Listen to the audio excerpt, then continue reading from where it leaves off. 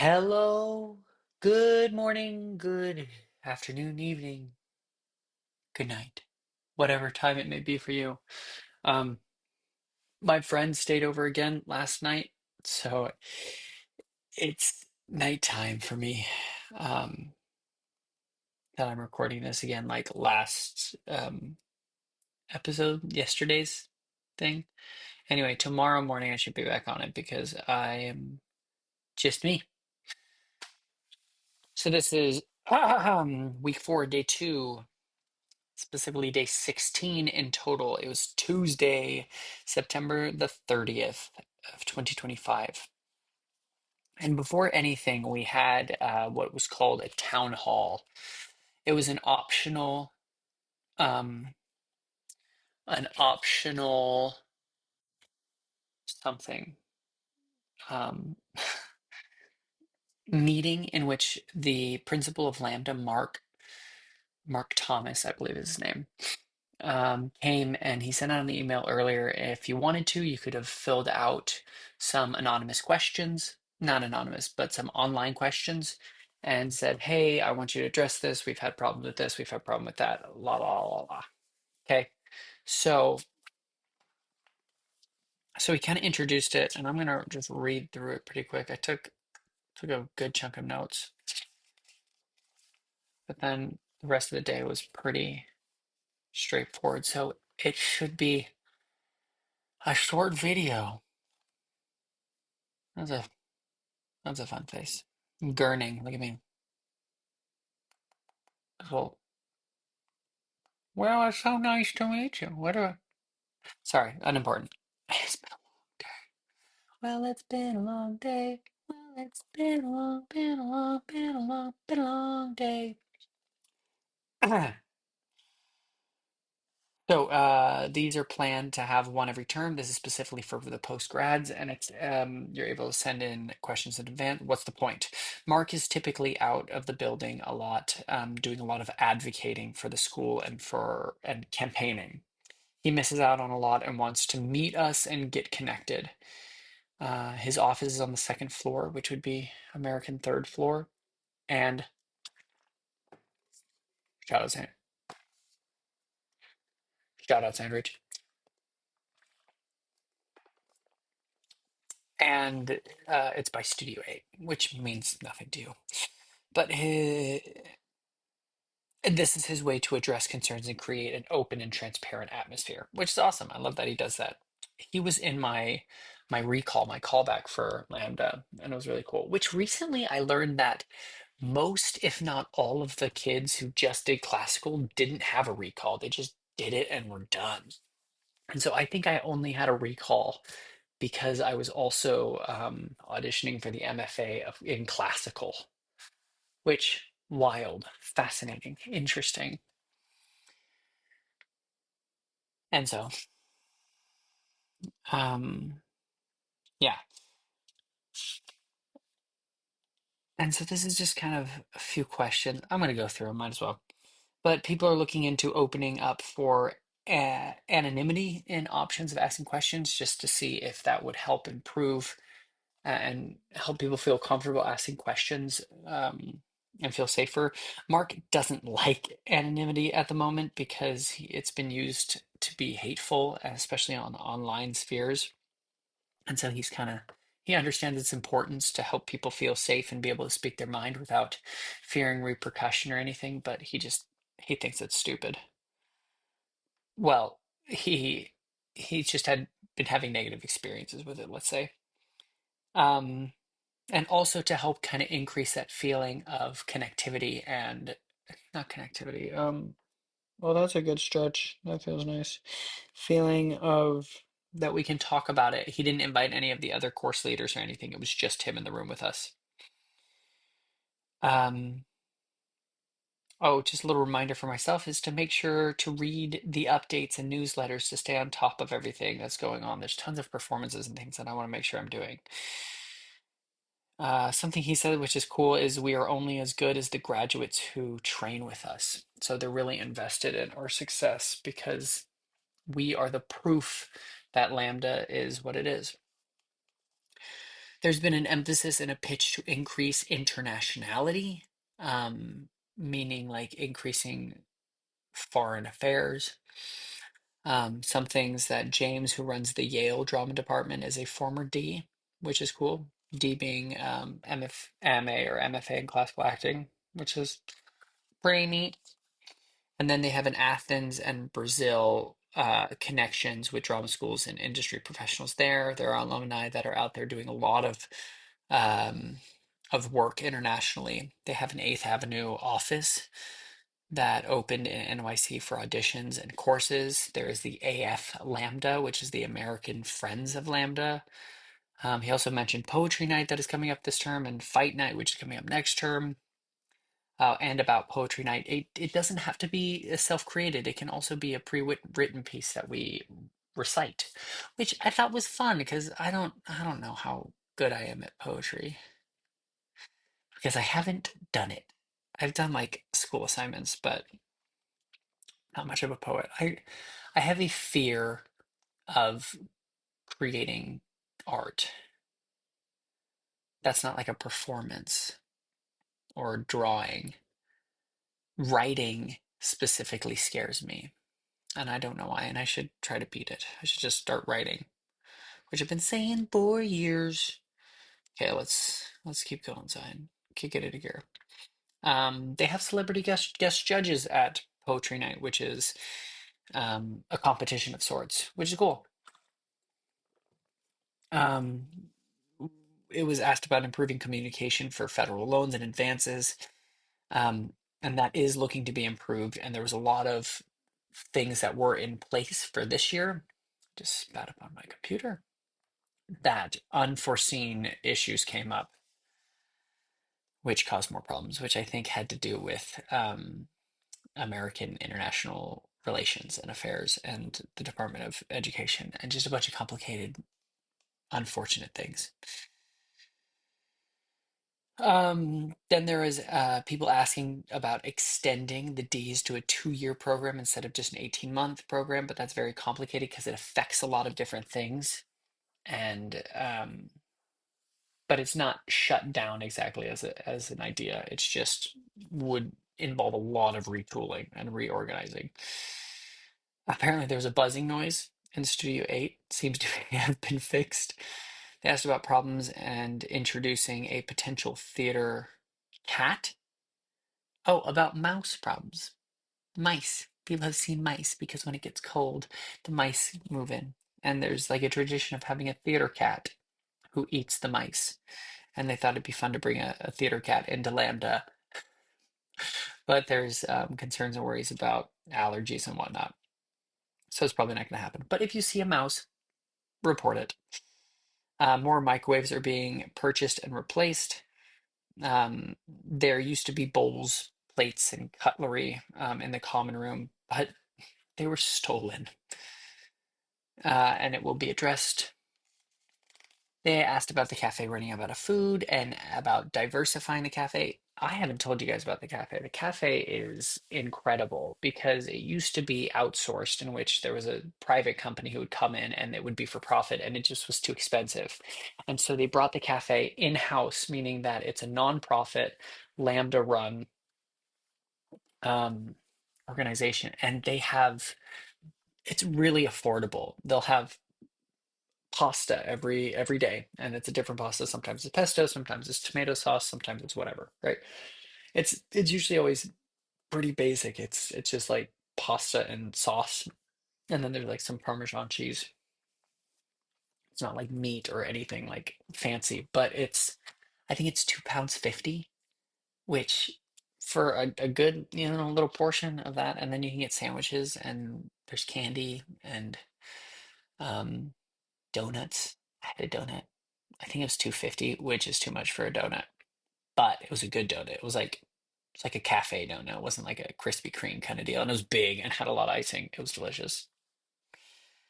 But I can't afford that, so I'm not gonna get that anymore. Sorry, Mom. Sorry, Theo. Sorry, Emma. Emma would encourage me to get another one, actually. Thanks, Emma. Just kidding. Anyway, getting distracted. Asked to Oh, asked to expand the cafe and improving gluten-free options and variety. And then they asked about showcases potentially in foreign countries like Canada, for example. But the problem is there's just the critical mass is difficult to deal with. Like, it's not financially feasible to create a showcase for Italy with three students or one or two students, right?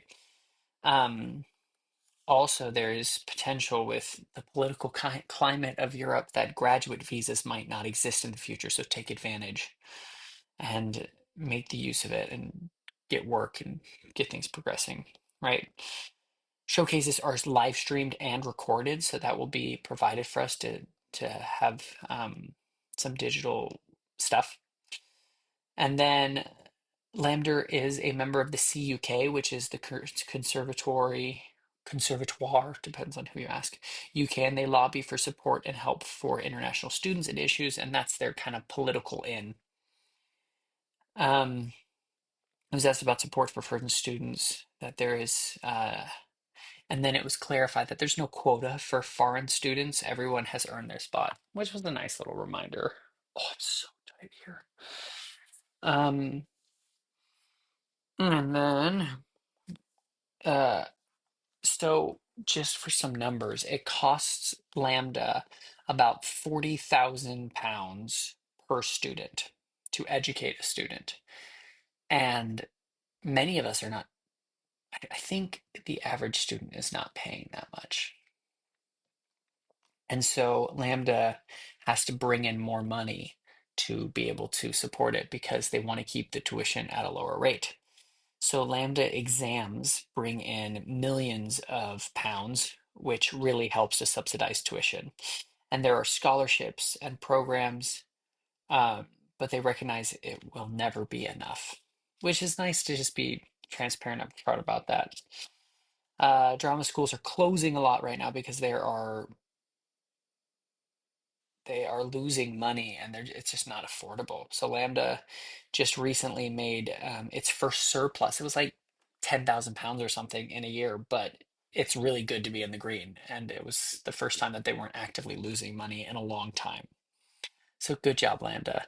With your 165-year history, we're securing the next. MFA students are coming to dance classes with the M1s, and that's being looked into, but apparently they had permission or there's some extenuating circumstances. I don't know. I don't know why I'm saying all these little issues, but I think it feels like you get a little feel about what it's like at Lambda. There's a lot of desire to improve communication and understanding about expectations and travel and visas and foreign things. You know, it feels like they just need more people working in admissions and they need like a foreign department. But they brought up the desire to install dimmers for improvements. That was approved but never got addressed. And then the best way to communicate with Mark is he shared his email. So that's great. And then we had rehearsal with Gemma. And we weren't the very first one. We were like the third group who had uh, work with her. And so we were able to go up there and work with her for an hour, and it was cool. We really physicalized the text.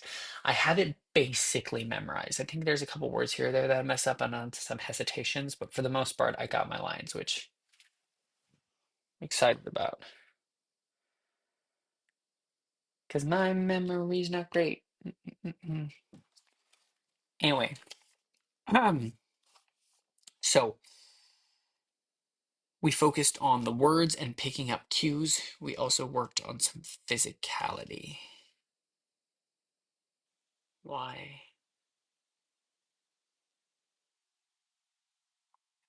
am I confused? Wait. Oh, so sorry.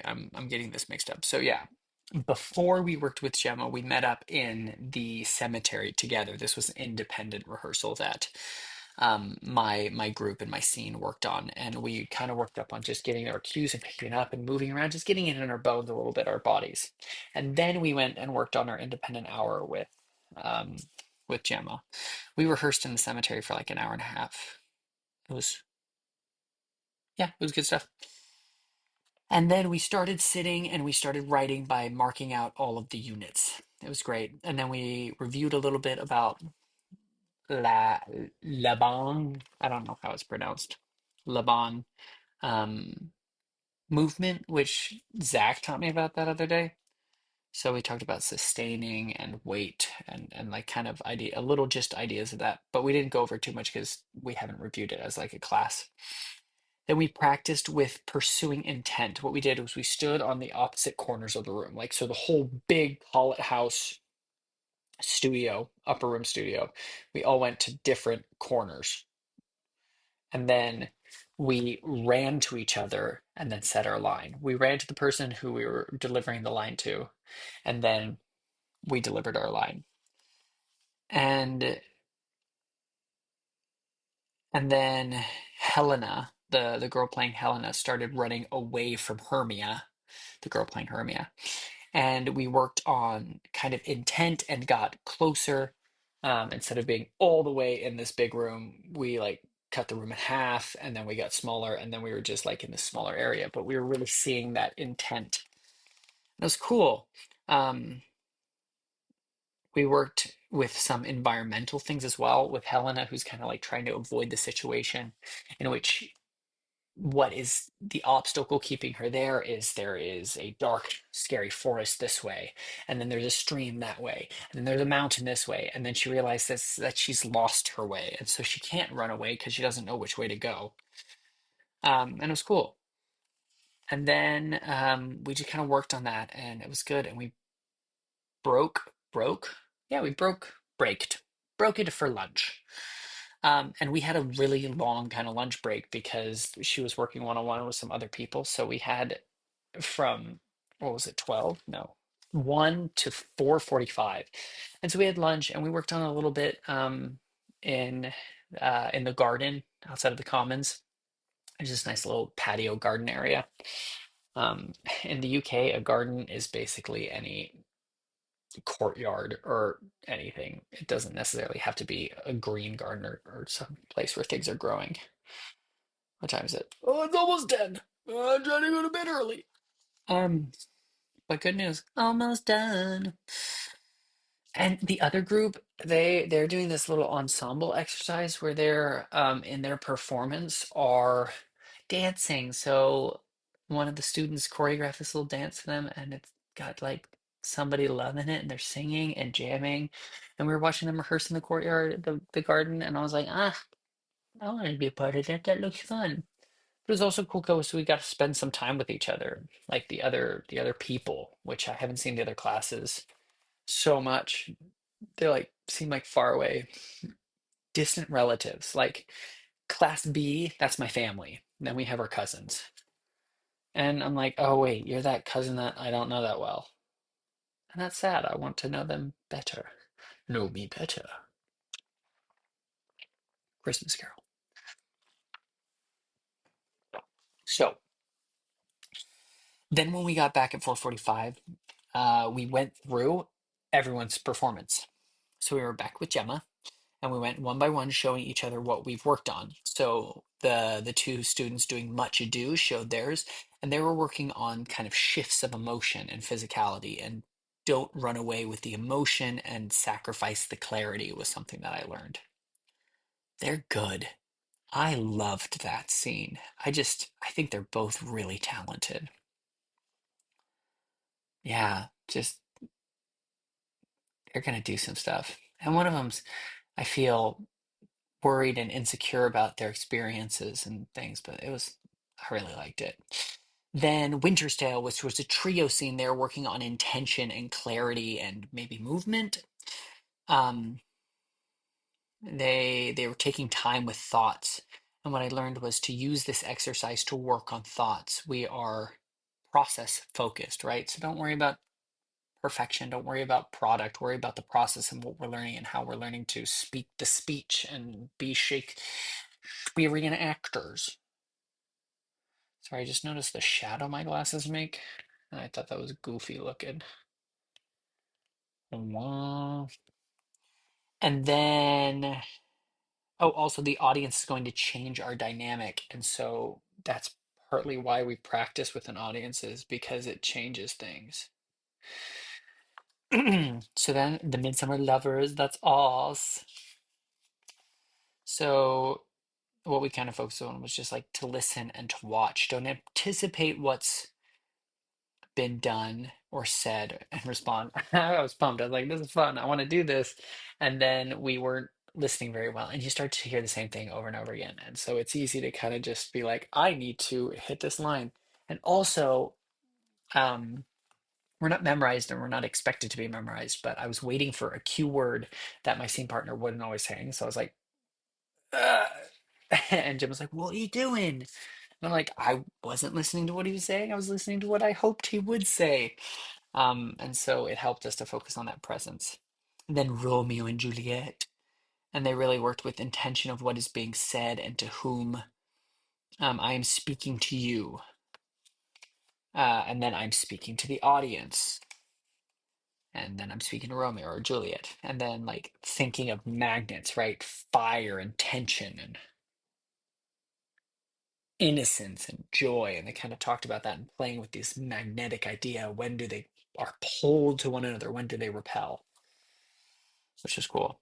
Then 12th night, and they're finding the energy in the space even before, and even before a line is spoken, and playing with stillness for Olivia, right? So the girl playing Viola, she was like, "Hey, what's up?" And just like finding playfulness and be like, what's going on?" And that helped kind of establish it. And it's the playing process of it before like it gets just settled in. And then it could be like just a little subtle like attitude about it. It's like, hey, yo, if that's the way you want to play Viola playing Cesario.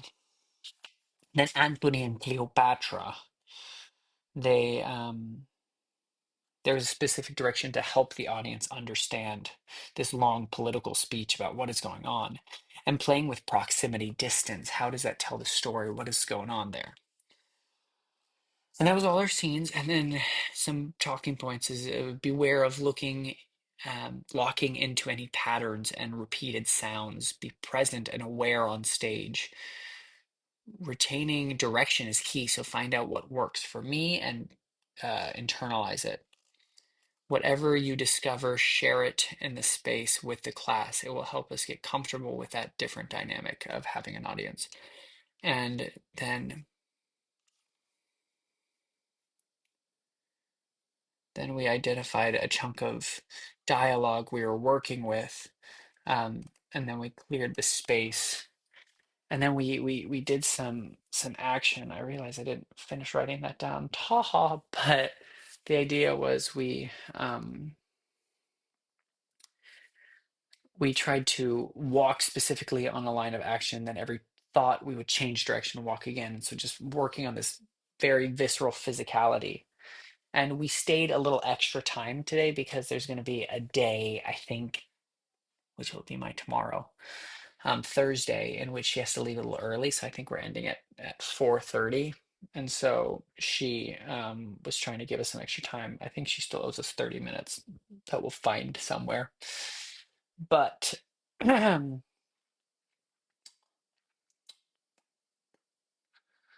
but yeah, so we took this speech and then we tried to whisper it and move with it. And we would cross the space and walk and say our line and then say it to someone and then change directions with each thought or stop when there was a thought and then move and then do it on the line. And it was so difficult. I only have like one extended line, which is, let me see if I can do it for you. Oh, Helen, goddess, nymph, perfect divine, to what, my love, shall I compare thine eyne? Crystal is muddy. Oh, how ripe in show thy lips, those kissing cherries tempting grow. That pure, congealed, white, high tar snow, fanned with the eastern wind, turns to a crow, and thou hold'st up thy hand. Oh, oh, let me kiss this princess of pure white, this seal of bliss. I think that's what it is. not bad. I didn't do any of my text analysis with breathing and things that I learned today on Wednesday, but I'll go over that later. Yeah, and then that was basically the day. So that was a good day. That was yesterday. Anyway, I'm ready for bed. My teeth are brushed. My gums are flossed. My contacts are out.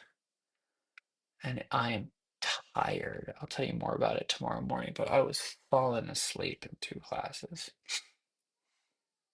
Also, fun fact, I got this deviated septum, right? I got some boogers in there. But you see that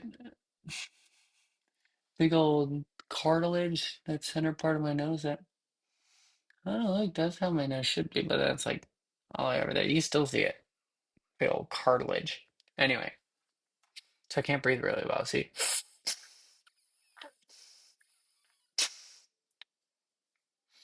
sometimes this one gets clogged.